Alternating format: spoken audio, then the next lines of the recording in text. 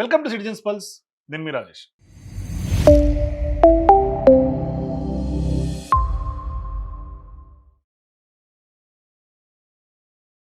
తెలంగాణలో స్థానిక సంస్థల ఎన్నికల సమరం ముగిసింది.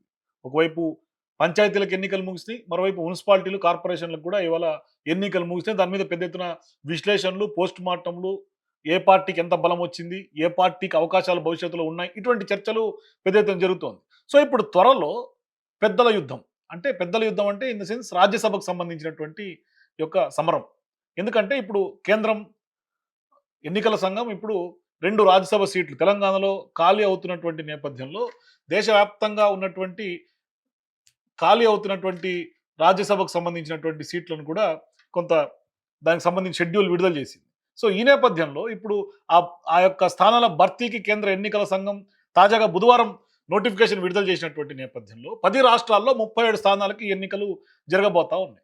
మరి అందులో తెలంగాణకు సంబంధించి 2 స్థానాలు ఇప్పుడు చాలా కీలకంగా మారబోతున్నాయి. 2 స్థానాలు ఖాళీలు అవబోతున్నాయి.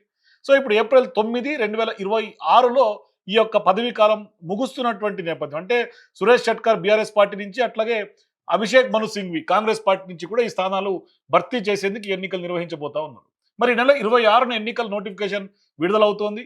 అప్పటి నుంచి నామినేషన్ల ప్రక్రియ కూడా మనకు ప్రారంభమయ్యే అవకాశాలు కనిపిస్తూ ఉన్నాయి. అయితే మార్చ్ 5వ తేదీన ఈ యొక్క నామినేషన్ల సమర్పణకు కూడా గడువు ముగుస్తుంది. మరి మార్చ్ 6న వాటి పరిశీలన, 9న ఉపసారణ, అట్లాగే మార్చ్ 11న పోలింగ్ ఉంటుంది. అదే రోజునే ఆ వెంటనే లెక్కింపు, అదే రోజునే సాయంత్రం 5 గంటలకు ఫలితాలు మనకి వచ్చే అవకాశం ఉంటుంది. ఎవరు గెలుస్తారో ప్రకటన కూడా వచ్చేస్తుంది. ఎందుకంటే తెలంగాణతో పాటుగా మహారాష్ట్రలో 7 స్థానాలు, తమిళనాడులో 6, పశ్చిమ బెంగాల్లో 5, బీహార్లో 5, ఇట్లా కొన్ని రాష్ట్రాల్లో, పెద్ద పెద్ద రాష్ట్రాల్లో ఎన్నికలు జరగబోతున్నట్టుగా మనకు తెలుస్తోంది. సో ఇప్పుడు కేంద్రంలో ఎన్డీఏ తన బలాన్ని పెంచుకోవాలని పెద్ద ఎత్తున ప్రయత్నాలు చేస్తుంది. రాజ్యసభలో కూడా బలం పెంచుకోవాలి. సో ఇప్పుడు ఇండియా కూటమి ఎన్నికల ద్వారా రాజ్యసభలో తమ పట్టును నిరూపించుకోవాలని పెద్ద ఎత్తున తాపత్రయపడుతోంది కాంగ్రెస్ పార్టీ, ఇండియా కూటమి కూడా. సో ఇప్పుడు స్థానిక సంస్థల సెగలు ఇంకా చల్లారక ముందే రాష్ట్రంలో మరో ఎన్నికల వేడి పొలిటికల్ హీట్ ను పెంచుతోంది. అయితే ఈ పెద్ద సభకు జరిగే ఎన్నికల్లో ప్రజల భాగస్వామ్యం ఖచ్చితంగా ఉండే అవకాశాలు, ఎందుకంటే ఎమ్మెల్యేలే రాజ్యసభ సభ్యులను ఎన్నుకుంటారు కాబట్టి. దీంతో వాళ్ళ ఓటింగ్ చాలా కీలకంగా మారుతుంది. ప్రస్తుతం ఉన్నటువంటి అసెంబ్లీ బలాబలాల ప్రకారం తెలంగాణలో ఖాళీ అవుతున్నటువంటి 2 రాజ్యసభ స్థానాల్లో కూడా గెలుపు గుర్రాలు ఎవరు అన్నది ఇప్పుడు ఆసక్తికరంగా పొలిటికల్ డిస్కషన్ పాయింట్గా మారుతోంది. మరి గత అసెంబ్లీ ఎన్నికల తర్వాత మారినటువంటి రాజకీయ సమీకరణాల నేపథ్యంలో అధికార కాంగ్రెస్ పార్టీ ఈ 2 స్థానాలను కూడా క్లీన్ స్వీప్ చేయాలని పెద్ద ఎత్తున పట్టుదలతో ఉన్నట్టుగా కనిపిస్తోంది. మరోవైపు తమ బలం నిరూపించుకోవాలి, పట్టు సాధించుకోవాలని బీఆర్ఎస్ పార్టీ కూడా పెద్ద ఎత్తున సీరియస్ గానే ఉద్యమిస్తోంది. సో ఇట్లా అధికారంలో ఉన్నటువంటి కాంగ్రెస్ పార్టీకి మెజారిటీ ఎమ్మెల్యేల మద్దతు ఎట్లాగూ ఉంది కాబట్టి కనీసం ఒక స్థానాన్ని సునాయాసంగా గెలిచే అవకాశమే స్పష్టంగా ఉంటుంది. సో ఇప్పుడు 2వ స్థానం కూడా ఖచ్చితంగా వాళ్ళ ఖాతాలో వేసుకోవాలని ఇతర పార్టీల నుంచి ఎమ్మెల్యేల మద్దతు కూడా కొంత కూడగట్టుకొని కీలకంగా మారబోతోంది. సో ఇప్పుడు ఆ 2వ స్థానమే ఇప్పుడు చర్చకు దారితీస్తోంది. ఈసారి పెద్దల సభలో సీనియర్ నేతలు జానారెడ్డి, వి హనుమంతరావు, ఇట్లా చాలా మంది, మధు యాష్కి గౌడ్, వీళ్ళందరూ కూడా రేస్లో ఉన్నారు. అంటే ఒక స్థానం ఎట్లాగూ అభిషేక్ మను సింఘ్వికి కొంత ఎక్స్టెన్షన్ చేసే అవకాశం ఉంటుంది హైకమాండ్. అంటే వాళ్ళ యొక్క ఎక్స్టెన్షన్ హైకమాండ్ కోటాలో వెళ్ళిపోతుంది కాబట్టి 2వ సీట్కి కొంత స్పష్టంగా ఇప్పుడు డిమాండ్ కనిపిస్తుంది. సో ఇప్పుడు హైకమాండ్ మళ్ళీ ఎవరికి అవకాశం ఇచ్చే సూచనలు కనిపిస్తున్నాయని పెద్ద ఎత్తున కాంగ్రెస్ వర్గాల్లో పెద్ద ఎత్తున చర్చ జరుగుతుంది. ఒకవేళ అభిషేక్ మను సింఘ్వికి కూడా వద్దు అనుకుంటే ఖచ్చితంగా స్థానిక నేతలకు ఛాన్స్ దక్కే అవకాశం ఉంటుంది. అప్పుడు ఒక స్థానం స్పష్టంగా కాంగ్రెస్ పార్టీ సీనియర్లు పట్టుబట్టే అవకాశాలు కూడా ఉంటాయి. ఇది ఇట్లా ఉంటే గతంలో సురేష్ రెడ్డి ఖచ్చితంగా బీఆర్ఎస్ పార్టీని ప్రాతినిధ్యం వహించినటువంటి స్థానం కాబట్టి బీఆర్ఎస్ పార్టీ పెద్దల సభకు ఒక సవాలుగా మారబోతోంది ఆ రాజకీయం. ఎందుకంటే ఎన్నికల్లో సంఖ్యాబలం తగ్గినటువంటి నేపథ్యంలో ఆ పార్టీకి కొంత కేసీఆర్ ఎవరిని బరిలోకి దింపుతారనే ఒక ఉత్కంఠను రేపుతోంది. మరోవైపు గెలిచే అవకాశం తక్కువగా ఉన్నా కూడా ఖచ్చితంగా పోటీలో నిలబెట్టాలని కూడా బీఆర్ఎస్ పార్టీ ఇప్పటికే భావిస్తోంది. అంటే ఖచ్చితంగా పోటీలో పెట్టి ఆ క్యాడర్ని, లీడర్షిప్ని కొంత ఉత్సాహంలో ఉంచాలి. అంటే వాళ్ళకు ఒక కొత్త ఉత్సాహాన్ని ఇచ్చింది. మొన్న జరిగినటువంటి మున్సిపల్ ఎన్నికలైనా, జరిగినటువంటి స్థానిక సంస్థల ఎన్నికలంతా కూడా బీఆర్ఎస్ పార్టీకి ఒక ఉత్సాహాన్ని ఇచ్చింది. అంటే ఓట్ పర్సెంటేజ్ పెరిగింది. సో ఈ నేపథ్యంలో ఖచ్చితంగా గులాబీ దళం ఎవరిని నిలబెడుతుంది, గులాబీ బాస్ ఎవరిని రంగంలో దించుతారని ఒక చర్చ. అయితే ఇక్కడ పార్టీ ఫిరాయింపులు, అట్లాగే కోర్టు తీర్పులు ఇవన్నీ ఉన్నటువంటి నేపథ్యంలో మరి ఆ ఓట్ల లెక్కింపు అత్యంత కీలకంగా అవబోతుంది. అంటే స్థానికంగా రాజ్యసభ ఎన్నికల్లో ఎమ్మెల్యేల సంఖ్యా బలాబలాలు ఏ పార్టీకి ఎక్కువగా ఉంటే ఆ పార్టీకి విజయావకాశాలు సహజంగా ఉంటాయి. మరి ఇప్పుడు తెలంగాణలో ప్రస్తుతానికి కాంగ్రెస్ పార్టీ స్పష్టమైనటువంటి మొగ్గు ఉన్నప్పటికీ కూడా మరి బీఆర్ఎస్ పార్టీ వైఖరి కానీ, స్వతంత్ర అభ్యర్థుల ఎంట్రీ కానీ ఎవరైనా ఉంటే ఎన్నికలు రసవత్తరంగా సాగే అవకాశాలు ఉంటాయి. మరి తెలంగాణ ప్రస్తుతం అసెంబ్లీలో ప్రస్తుతం ఉన్నటువంటి పార్టీల బలాబలాలు బట్టి చూస్తే గనక ఇప్పుడు ఖాళీ అవుతున్నటువంటి 2 రాజ్యసభ స్థానాల సమీకరణలు చాలా ఆసక్తికరంగా ఉన్నాయి. ముఖ్యంగా కాంగ్రెస్ పార్టీలో చేరినటువంటి బీఆర్ఎస్ పార్టీ ఎమ్మెల్యేల అంశం ఇక్కడ చాలా కీలకంగా పోతోంది. అంటే ప్రస్తుతం అసెంబ్లీలో ఉన్నటువంటి సీట్లను ఖాళీ అయినటువంటి 2 రాజ్యసభ సీట్ల ప్రకారం ఒక్కో స్థానానికి 41 మంది ఎమ్మెల్యేల ఓట్లు అవసరం. అంటే మరి దీని ప్రకారం 2 రాజ్యసభ స్థానాలకు కూడా 82 మంది ఎమ్మెల్యేల ఓటింగ్ అవసరం అయ్యే అవకాశాలు స్పష్టంగా ఉన్నాయి. సో ఇప్పుడు 82 దక్కాలంటే ఏం చేయాలి? ప్రస్తుతం తెలంగాణ అసెంబ్లీలో 119 అసెంబ్లీ నియోజకవర్గాలకు గాను 119 మంది సభ్యులు ఉన్నారు. ఇందులో కాంగ్రెస్ 64 గెలిచింది స్వయంగా. ఒకటి సిపిఐ గెలిచింది. గతేడాది కాలంలో బీఆర్ఎస్ పార్టీ నుంచి కాంగ్రెస్‌లోకి తీసుకున్నటువంటి వాళ్ళు 10 మంది ఉన్నారు. మరి ఆ 10 మంది కాంగ్రెస్ తీర్థం పుచ్చుకున్నారు. దీంతో ఇప్పుడు మొత్తంగా కాంగ్రెస్‌కు 75 నుంచి 78 వరకు కూడా కొంత బలం ఉండే అవకాశం ఉంటుంది.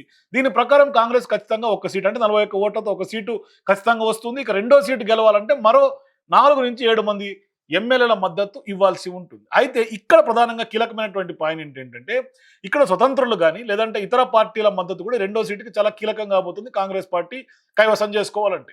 కానీ ఇప్పుడు దానికి కాంగ్రెస్ పార్టీ ఇప్పటి నుంచే వ్యూహరచన చేస్తోంది. బీఆర్ఎస్ పార్టీకి 39 మంది ఎమ్మెల్యేలు గెలిచినప్పటికి కూడా 10 మంది కాంగ్రెస్‌లోకి వెళ్ళిపోవడంతో ప్రస్తుతం ఆ పార్టీకి 29 మంది బలం ఉంది. కాకపోతే ఇప్పుడు గూడెం మైపాల్ ఎవరికి ఓటేస్తాడో ఒక అంశం అయితే ఇప్పుడు రాజ్యసభ స్థానం రెండో స్థానం దక్కించుకునే అవకాశం బీఆర్ఎస్ పార్టీకి ఎంతవరకు ఉంటుంది?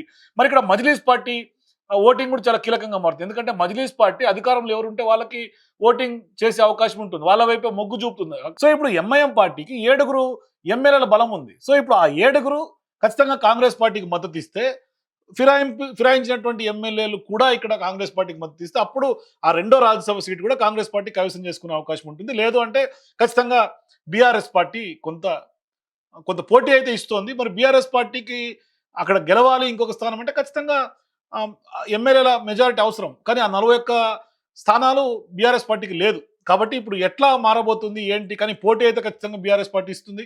మరి కాంగ్రెస్ పార్టీ 2 స్థానాలను ఎగరేసుకొని పోతుందా? ఎందుకంటే ఆశావా లిస్ట్ చాలా పెద్ద ఎత్తున ఉంది.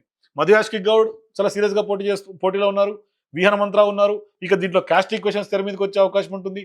అట్లాగే సీఎంకి అత్యంత సన్నిహితులుగా ఉన్నటువంటి వేం నరేందర్ రెడ్డి పేరు ప్రధానంగా వినిపిస్తోంది. అట్లాగే కొంత జానారెడ్డి గారు కాంగ్రెస్ పార్టీ కురవృద్ధులు రేవంత్ రెడ్డికి అత్యంత సన్నిహితులు. మరి అట్లాంటి జానారెడ్డి గారు కూడా కొంత ప్రధానంగా ఆయన పేరు వినిపిస్తుంది. ఇక కేశవరావు పేరు వినిపిస్తుంది ప్రధానంగా. ఇప్పుడు ప్రభుత్వ సలహాదారుగా ఉన్నారు ఆయన పేరు వినిపిస్తుంది. కొంత సీనియర్ల కోటాలో ఆయన కూడా కొంత మొగ్గు చూపుతున్నారు అనే ఒక చర్చ జరుగుతోంది. సో ఇట్లా అభిషేక్ మను సింఘ్వికి కంటిన్యూ చేస్తే ఒక సీటు వెళ్ళిపోయినా ఇంకొక రెండో సీటు కోసం కాంగ్రెస్ పార్టీ నాయకులు సీనియర్లందరూ కూడా కొంత పట్టుబట్టే అవకాశాలు ఉంటాయి. మరి కాంగ్రెస్ పార్టీ ఎవరికి అది కైవసం చేసుకుంటుంది అనేది చాలా కీలకమైనటువంటి పాయింట్గా మారుతుంది. మరి అధిష్టానం ఎవరి వైపు మొగ్గు చూపుతుంది అనేది చాలా కీలకం.